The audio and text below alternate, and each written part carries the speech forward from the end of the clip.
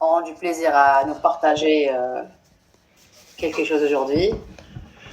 Absolument. Je vois dans la salle qu'on a Wilfried, on a Sharon, thank you for being there. On a Kamel, Imen, Aboubakar, Nouo, Jovial, content de te voir. Serge, Cyril, Zineb, Emmanuel. Aujourd'hui, comme on l'a dit, l'invité, c'est vous.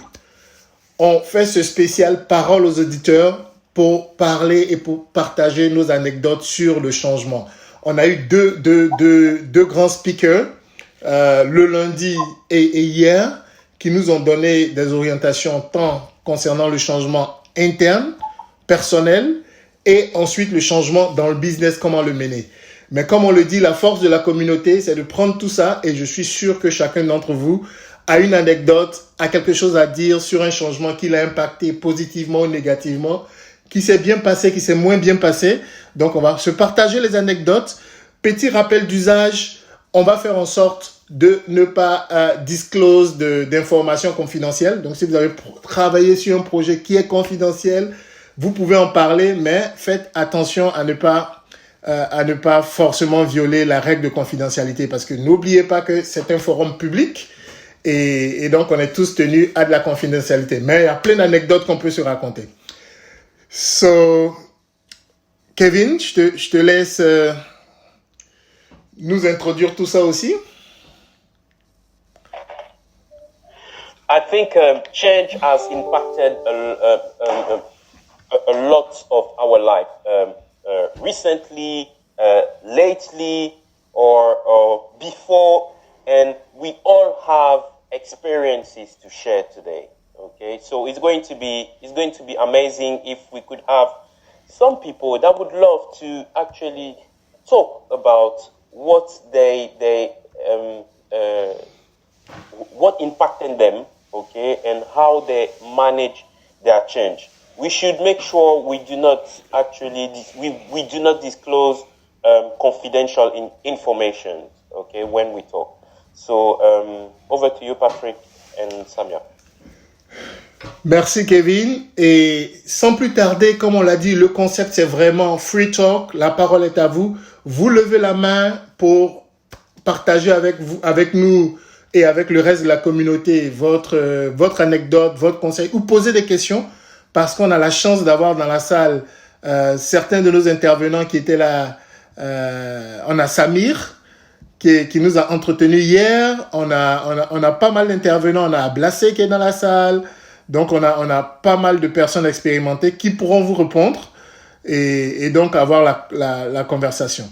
Donc, vous n'avez qu'à lever la main. Je sais que c'est tôt le matin et on n'est pas peut-être très, très chaud. Je vais peut-être commencer par moi, mon expérience du changement. Nous sommes en 2023. Je pense en 2017-2018, j'ai eu la responsabilité de mener la restructuration d'une partie du groupe en Afrique qui a eu à impacter 500 personnes, 11 opérations.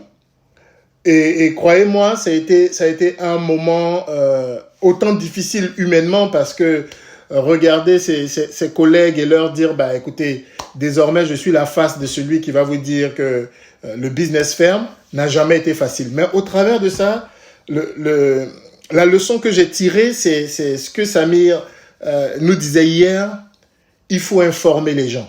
Quand les gens sont informés, leur approche du changement devient différente. Et je donne cette anecdote. J'arrive au Congo comme directeur juridique et mes collègues me disent, tu sais Patrick, on t'aime bien et tout, on est bien amis, mais un directeur juridique n'a jamais visité notre marché.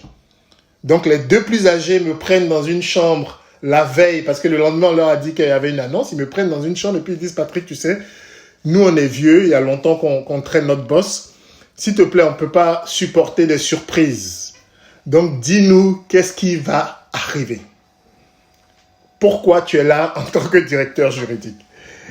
Et en ce moment-là, je suis pris entre le marteau et l'enclume parce que je sais que mon opération, si je veux qu'elle réussisse, je dois avoir un minimum de communication, mais je suis encore sous la règle de confidentialité. Et donc, je ne peux pas disclose ce qui va se passer le lendemain. Par contre, je joue vraiment sur les mots et je reste à la limite en leur disant, écoutez, si jamais j'étais venu pour fermer l'activité, je ne vous le dirais pas. Et je ne vous le dirai pas pour la simple raison que peut-être quelqu'un de plus qualifié vous le dira demain, etc., etc. Donc, on a une sorte de conversation assez étrange, mais ils sont suffisamment matures pour comprendre que je leur disais, écoutez, demain, il y a une annonce et ça va consister à fermer l'activité. Préparez vos équipes, préparez leur mind. C'est tout le cadeau que je puisse vous faire. Vraiment la limite du confidentiel et je ne sais même pas si j'ai break la rule. Mais ce qui s'est passé, c'est que le lendemain, ils arrivent tous, on fait l'annonce et c'est l'endroit où la chose se passe la plus, je vais dire, je ne dirais pas la bonne humeur parce ce sont des emplois qui sont perdus, mais ça se passe dans la bonne compréhension, on discute des packages, on discute des mesures de départ et tout se fait comme sur des roulettes. Donc, ça, quand Samir disait hier, il faut informer, souvent on est pris dans cet informel-là et on est obligé de partager d'informer de façon informelle, si je peux dire ainsi, et ça aide à faciliter les choses, éviter la surprise, parce que souvent les grands groupes, on a cet effet de surprise là, tu viens le matin et puis comme on le dit, tu mets ton badge et tu te rends compte que tu fais plus partie du groupe, ou on fait une grosse annonce.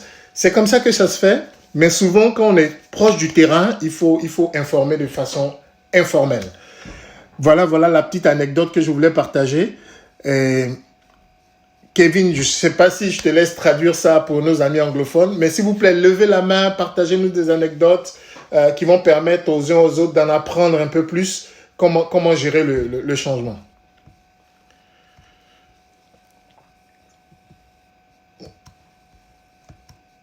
Kevin, tu peux m'aider à traduire ce que je viens de dire en quelques mots. On a Jean-Michel Douot qui va prendre la parole après.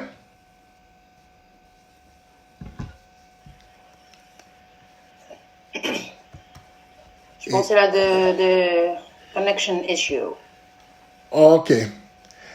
Okay. So just in one word to summarize all I've said is that I've been through some changing process, and I was in charge of closing down 11 operations with 500 people impacted all across Africa.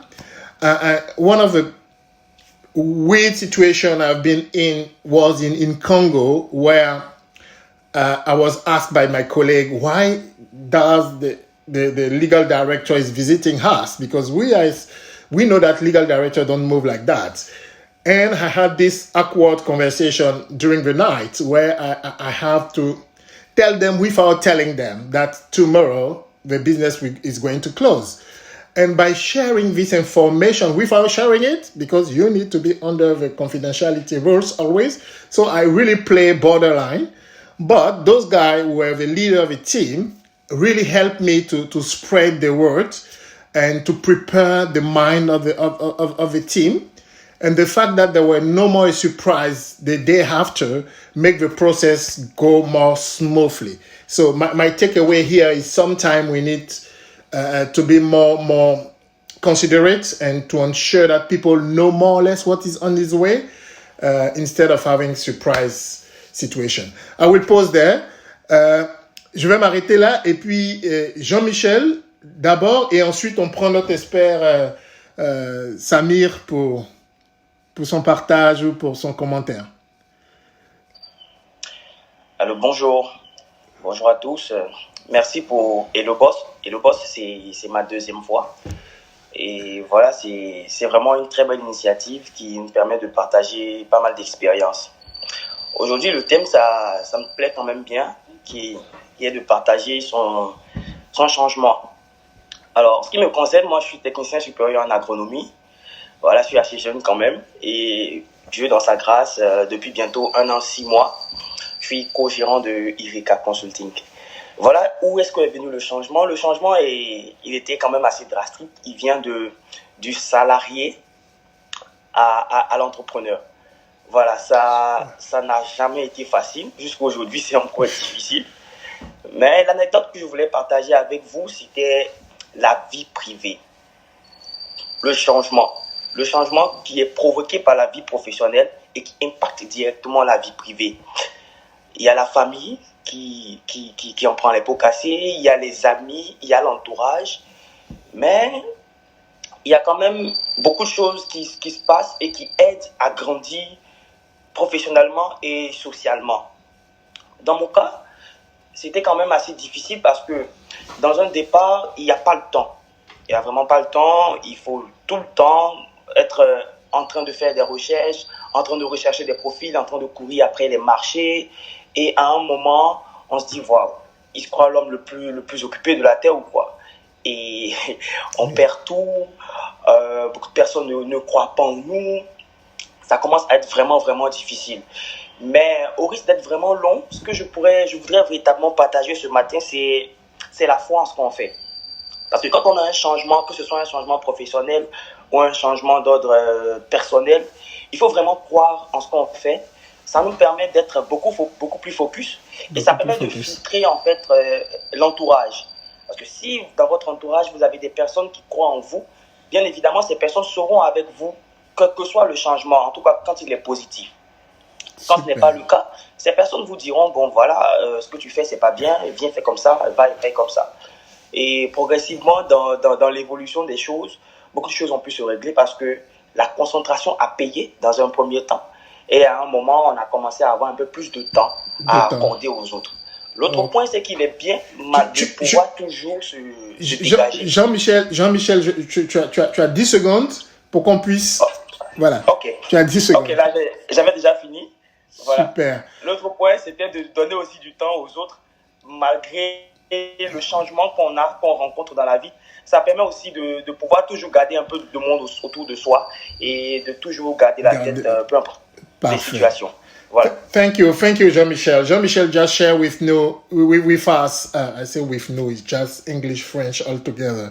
He shared with us the impact of change, professional change on your personal life. And when you start changing, people may think that, oh, this guy look like now he's a big boss. He do not have time for us. He said that he was employees and then he moved to be entrepreneur, and which was really time consuming in terms of time management, and people around him start complaining. He start losing some friends, some personal relationships. So change may lead to also these personal challenges.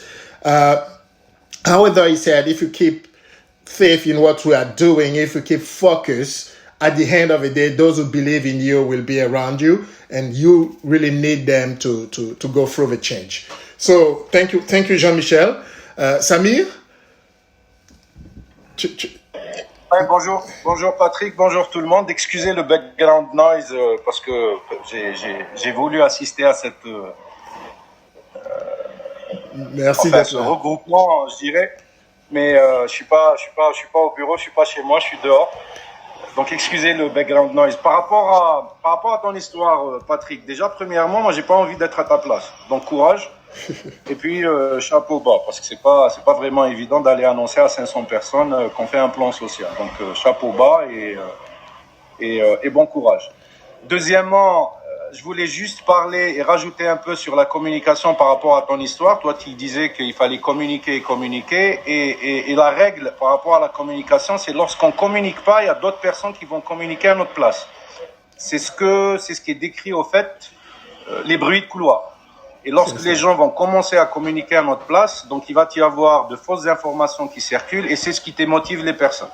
Voilà, c'est ça mon intervention, Patrick. Merci et merci à toute l'audience. Merci beaucoup, Samir. Merci. So Samir just said that it's important to communicate, because if you don't communicate, rumors will take place and people will try to anyway communicate on your behalf, and they will share wrong information, and that's what leads to stress and disrupt the process. Thank you a lot. That's so true. That's so true. And thank you for being with us. On va prendre Vanessa, qui a levé la main. Don't forget, please raise your hand. You have a question, you have a comment, you have a story to share. This show is you. You are the guest. Do not hesitate. J'essaie de faire monter Vanessa, mais je pense qu'on l'a perdue. On l'a perdue. Entre-temps, Samia, une anecdote à partager. Comment tu vis les différents changements, par exemple le Covid, etc. Est-ce que tu as quelque chose à nous partager? Alors, durant le Covid, donc la seule chose, la chose la plus importante, c'était le mode de travail et en même temps essayer de sauver l'année parce que le business a connu quand même un ralentissement. Et donc, on essayait, déjà parce que nous, les commerciaux, donc le côté commercial, donc c'est des rencontres physiques et tu demandes une réunion en vision et les gens te disent ouais, vision, c'est pas, on n'est pas habitué, c'est pas très pratique, on n'a pas les moyens. Et donc, on essaie de trouver même les entreprises telles que Cisco, Zoom ont fait le pas. Et à cette époque-là, ils ont donné des licences gratuites pour justement aider les gens à ce changement, justement, les entreprises à ce changement, en leur offrant des souscriptions for free pendant 6 mois. Et donc, les gens ont pris l'habitude un peu à faire des Zooms, à faire des WebEx, à faire des réunions virtuelles. Et donc, le business, quand même, a connu une certaine stabilité, en tout cas pour moi-même. Donc, j'ai réussi l'année tranquillement, même voire mieux donc, que les années précédentes. Donc, c'était ça le plus grand changement qu'il y a eu sur le côté commercial et IT. Pour moi. Voilà. Okay, so Samia just said that through the COVID, this change of people were not used to be online to do meeting online, and big player in the industry starts giving some incentive like free subscription so that people can be used to a different way of communication. And today, as we can see, we are so good at being online communicating. Je vais aborder un changement qui a lieu maintenant et c'est ce que j'appelle le changement technologique. Aujourd'hui, vous en tant que professionnel, vous avez dû entendre parler de ChatGPT. ChatGPT qui est une intelligence artificielle capable d'avoir une conversation structurée sur des sujets pointus et techniques et qui a passé apparemment ce qu'on appelle le test de Turing. Le test de Turing, c'est lorsque Turing, c'est un informaticien, c'est un logisticien, qui disait que l'ordinateur va atteindre l'homme ou dépasser l'homme lorsqu'on pourrait avoir une conversation avec un ordinateur sans savoir qu'on parle à un ordinateur. Et aujourd'hui, ChatGPT a des applications, mais qui vont révolutionner beaucoup de métiers. Par exemple, tout ce qui est copyright. Copyright, c'est tous ceux qui écrivent des textes. Aujourd'hui, le monde du journalisme est quasiment down. Tous les pigistes, on n'a plus besoin d'eux parce que ChatGPT, tu lui donnes un sujet et il va chercher toute l'information qu'il faut et il te fait quelque chose de cohérent. So, just not be long. Today, there is something happening called ChatGPT, which is an AI. This AI is so good at language. It's not only good at language, it can also write like if it was a human. Can you imagine a human with all the knowledge of the internet? So it's doing amazing things, and this will impact many roles, starting with all the journalism world is now down because copywriters are using ChatGPTs, etc. So as professionals, we need to understand how this type of technology is going to impact us. Donc, comme professionnel, quel que soit votre domaine, vous devez vous demander comment ce changement technologique va m'impacter. Et c'est un sujet que j'aborde dans Ascension, dans un des chapitres d'Ascension que j'appelle la routine. J'appelle la routine. Ascension est très imagée parce que je vais vous lire une partie d'Ascension juste pour vous dire qu'on y avait pensé, mais que là, ça arrive. J'écris que notre petit groupe avançait joyeusement. Nous avions traversé tellement de difficultés que nous croyions avoir tout vu. C'est alors que nous aperçûmes le rocher de la routine. Il paraissait large et stable. Certains décidèrent de s'y installer. J'avais beau essayer de les en dissuader, mais rien n'y fit. La routine est un environnement qui vous offre une sorte de stabilité. Tout y est prévisible. Vous faites la même chose année après année. Au début, la routine aide à vous faire gagner en efficacité, car elle vous rend de plus en plus compétent dans la tâche. Mais à terme, elle devient une zone de confort qui vous empêche d'avancer vers d'autres défis. Ensuite, j'explique un peu comment pour ne pas vous endormir sur le rocher de la routine, vous devez vous comporter de la manière suivante. Sortez de votre zone de confort, fixez-vous des objectifs SMART, réimaginez votre routine. Pour ma part, je décidais de continuer avec le reste du groupe. Nous avions à peine avancé qu'il se mit à tomber la pluie, la fine pluie du changement, suivie du brouillard de l'évolution technologique. Les deux grands dangers qui guettent ceux qui restent sur le rocher de la routine. Les changements sont inévitables et sont l'essence des organisations. Et une organisation ne peut pas changer avec des employés qui sont fixés dans la routine. Ce changement est accéléré par le changement technologique. Selon les prévisions, 90% des jobs qui existent aujourd'hui seront dépassés dans 5 ans et 90% des nouveaux métiers ne seraient pas encore créés. S'il est possible de faire carrière sur la routine, il y a un certain temps, c'est désormais suicidaire. Je me retournais et la vision était apocalyptique. Le rocher de la routine était devenu glissant. Ceux qui s'y étaient installés n'arrivaient plus à s'y tenir ni même à voir, car ils étaient empêchés par l'épais brouillard de l'évolution technologique. Ils tombaient si facilement dans le ravin du licenciement collectif. D'autres s'accrochaient aux branches de la rancœur professionnelle. La routine tue la carrière professionnelle et arrête ton ascension vers les sommets. La routine te fait oublier ton objectif de carrière. Cette vision résonnait dans mon esprit comme un conseil. Ne vous arrêtez pas sur le rocher de la routine au risque d'être emporté par la pluie et le brouillard du changement. Il faut changer afin que le changement ne vous fasse être échangé par quelqu'un de plus compétent et de plus à jour. Je m'arrête là. J'attends toujours des... Parfait. Super. On a des commentaires. For my English friends, I've just quote a part of my book where I talk about change, and I give it in a kind of allegory. You know, I see change like a rain, and if you are seated on the rock of the routine, when it starts raining, it becomes slippery, and then you can easily be taken away. And so, all in all, long story short, don't stay in your routine. Just try to get out of your comfort zone. That's great. On a Thierry et on a Philippe. Thierry d'abord et Philippe avec plaisir. Content de te revoir. Bonjour Patrick, bonjour tout le monde. J'ai juste une question Patrick, c'est pas un commentaire, c'est pas une anecdote. C'est très intéressant ce que tu as lu il y a 2 secondes. Vraiment, c'est très imagé comme tu l'as dit toi-même. Mais justement, ça m'a suscité une question. Tu as beaucoup parlé de la routine. Et la question que ça m'a suscité, c'est comment se préparer au changement. Parce que dans ton texte, tu dis, et ça se voit aujourd'hui, que le changement est inévitable. Ce qu'on avait dans les entreprises il y a 20 ans, c'est pas ce qu'on a aujourd'hui. Et ce qu'on aura dans 20 ans, c'est pas ce qu'on a aujourd'hui. Comment donc se préparer au changement? C'est en fait la question qui m'est venue à l'esprit lorsque je t'écoutais.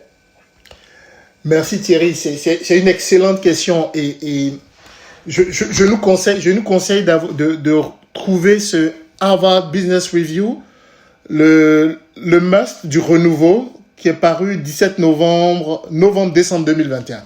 Et il traite justement 12 grandes idées pour 2022, rebondir, s'adapter, se réinventer dans son entreprise et dans sa vie. Et l'une des choses qu'il dit, c'est que pour se réinventer, pour sortir de la routine, il faut commencer par le futur. Et j'aime bien cette idée. Il vous donne quelques outils. Par exemple, tu as le backcasting. Le backcasting suppose quoi? Tu imagines un futur et puis tu commences à partir de ce futur pour faire une sorte de retro-planning. Voici le futur que je veux. Et pour que j'ai ce futur-là, il faut que j'ai quel futur proche, quel présent. Donc ça, c'est un outil de réflexion. Tu as le plan de contingence. Ce sont les plans d'urgence aussi qui permettent aux entreprises de dire, s'il y a une catastrophe, qu'est-ce qu'on fait? Donc, c'est en se projetant vers l'avenir qu'on arrive à se préparer au pire. Et tu as plusieurs choses. Hein. Tu as les simulations de crise, qui sont aussi une façon de se réinventer. Tu as le forecasting, qu'on connaît tous, qui n'est rien d'autre que de regarder le futur et puis de se changer. Donc, il y a quelques scénarios comme ça. On pourra l'écrire en commentaire sur la page pour ne pas mobiliser toute la parole. Mais c'est une très, très belle question. Il y a des outils pour penser son avenir et puis pour le réinventer. Donc, j'espère avoir répondu un peu à la question. Super. On va prendre Philippe et on va faire monter sur scène.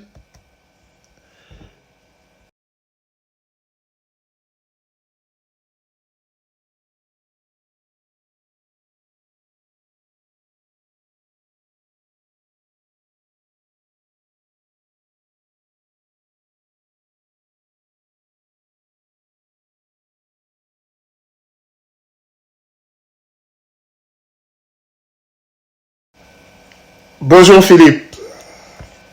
Bonjour Patrick, tu m'entends? Je t'entends un peu faiblement, mais je t'entends. Ah, alors attends, je vais essayer de... Est-ce que tu entends mieux? Tu m'entends bien là? On t'entend, c'est un peu faible, mais vas-y, on peut... Bon, d'accord. Bon, c'est très intéressant parce que, en fait, quand on y pense, on est aujourd'hui dans un environnement qui bouge tout le temps. Alors, il y a deux choses. Il y a des réflexions que j'ai entendues tout à l'heure. Pour moi, il y a deux choses quand même qu'il faut bien garder en tête. Il y a sa vie personnelle, familiale. On peut à peu près maîtriser cette stabilité-là. On peut communiquer facilement et se mettre d'accord sur une manière d'avancer dans un environnement, lui, qui bouge. Or, justement, si on travaille dans une entreprise, naturellement, l'entreprise va bouger. Il ne peut pas stagner. S'il stagne, on va retrouver les personnes qui ont leur routine. Et on sait très bien ce qui arrive dans une entreprise qui stagne. C'est que la suite logique, c'est une forme de déclin. Et qui dit déclin, si on ne réagit pas, on disparaît. Et donc, c'est comme ça. Et l'entreprise elle-même est bien obligée de bouger, puisqu'aujourd'hui, on est dans un environnement qui bouge. Ce n'est plus un environnement calme, serein, qui permet à l'entreprise de réfléchir sereinement avec un projet évolutif, gravé dans le marbre, et tout le monde avance au même rythme. C'est plus possible. Donc, il faut, je crois, salariés comme employeurs, être en veille permanente, de façon, c'est vraiment la veille, hein, c'est être en veille permanente, de façon à voir si ce qui se passe dans l'environnement, qui en plus en ce moment est incertain, puisque la concurrence, enfin le marché bouge beaucoup, on voit bien tout ce qu'on entend, tout à fait. Chine, tous ces pays-là, tous ces pays qui veulent également bouger et prendre leur part du gâteau sur le marché mondial. Bon alors donc le marché bouge, ce qui veut dire que la concurrence, une nouvelle concurrence arrive, réagit vite avec notamment les nouvelles technologies.